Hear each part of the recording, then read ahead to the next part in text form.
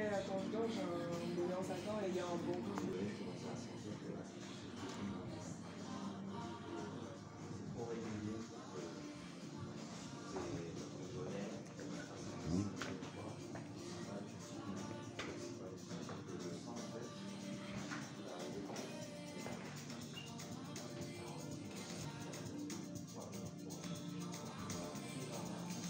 Je suis dans un local atypique.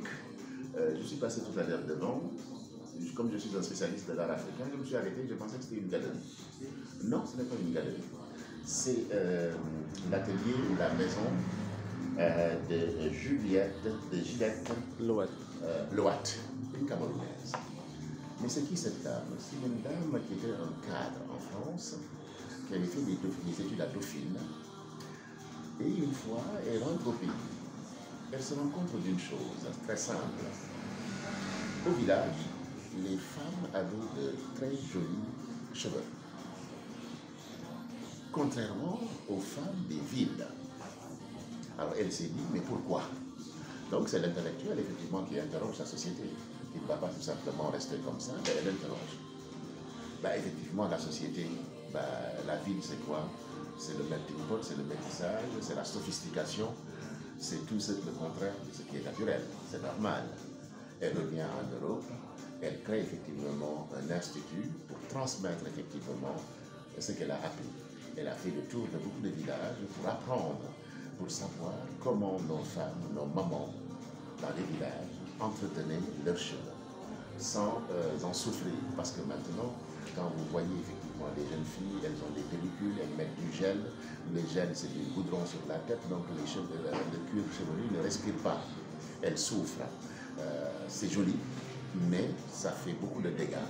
Et donc cette dame, Gillette Loat, a créé cet institut dans le 15e arrondissement, au 199 rue Vaugirard, métro Pasteur, où je me suis rendu aujourd'hui pour rencontrer le cheveuthologue et le jeune Yvan. Yvan, c'est lui qui tient cette boutique. Et je me suis dit que je vais vous le présenter parce que c'est important de montrer ce que nos compatriotes font. Voilà. Si vous avez des enfants qui ont des cheveux, qui ont des problèmes, des cheveux à problème, le cuir chevelu a des problèmes, etc., venez demander conseil au cheveuthologue ou bien à Yvan ici. Ils travaillent ensemble pour le bien de nos enfants. Et le cadre est magnifique parce qu'en fait, il y a de l'art. Quand vous arrivez, vous pensez que c'est une galerie. Non, c'est des objets personnels qu'elle a. Parce qu'en fait, vous savez très bien que l'artiste africain ou l'Africain travaille dans un environnement qui est chargé de choses qui lui rappellent sa tradition, sa culture, etc. Voilà, on ne travaille pas nu, on travaille chargé. Voilà, donc c'est pourquoi il y a beaucoup d'objets d'art, voilà, qui symbolisent effectivement les origines camerounaises, africaines. Et ça me paraît extrêmement important. Ici, quand on vient, tout de suite, on apprend des choses, on apprend. Voilà, on apprend vraiment des choses et c'est ça qui est intéressant.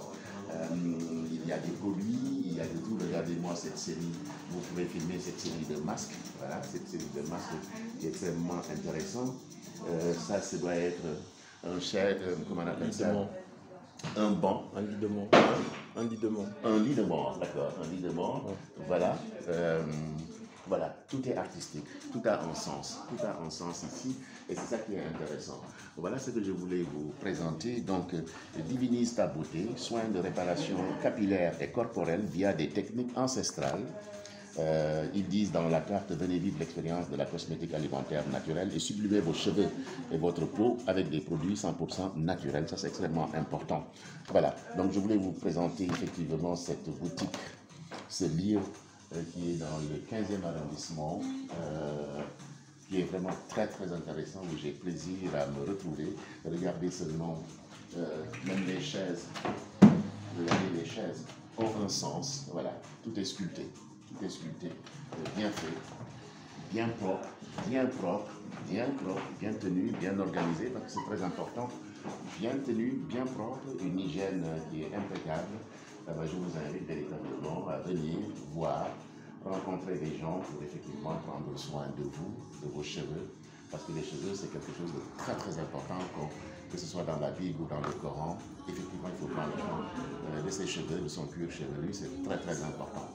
ne pas laisser les enfants, surveiller la tête des enfants, parce que souvent nos compatriotes, parce qu'ils n'ont pas de temps, ne surveillent pas la tête de nos enfants.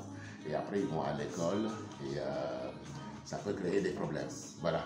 On dit cheveux crépus, on se moque, on donne des noms d'oiseaux aux cheveux, etc. Parce que souvent, c'est mal traité. On le rencontre aussi dans des familles qui ont adopté des enfants africains. La maman ou le papa ne savent pas s'occuper des cheveux des enfants. Eh ben, ça devient vraiment des nids de poules, quoi. Voilà, ça j'ai vu ça à Besançon. Il a fallu que j'explique aux parents blancs comment on s'occupe des cheveux noirs.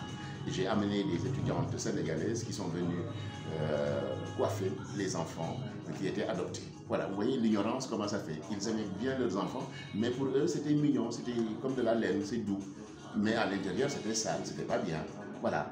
Donc, quand j'ai amené les étudiants s'en sont occupés avec du beurre de qualité, des produits naturels. Ben, depuis que la dame dépeigne les instruments qu'on utilise aussi, parce que quand on est ignorant, ben, on ne sait pas. On tâtonne, on fait mal. On croit bien faire alors qu'on fait mal. Donc moi, ce que je veux, c'est de transmettre la bonne information, aller rencontrer les cheveux-tologues, aller rencontrer Yvan ici, les gens qui savent, éviter toujours ceux qui s'improvisent et qui n'ont pas la technicité. Et là, c'est dangereux. Il faut véritablement, quand on cherche, il faut aller rencontrer ceux qui savent. Voilà, Yvan, vous allez me prendre ça et ces objets-là, voilà, on tourne comme ça. Voilà ce que je voulais vous dire, hein, dans ce lieu mythique, voilà, qu'il faut fréquenter. Voilà. Et nous allons tout faire pour en parler.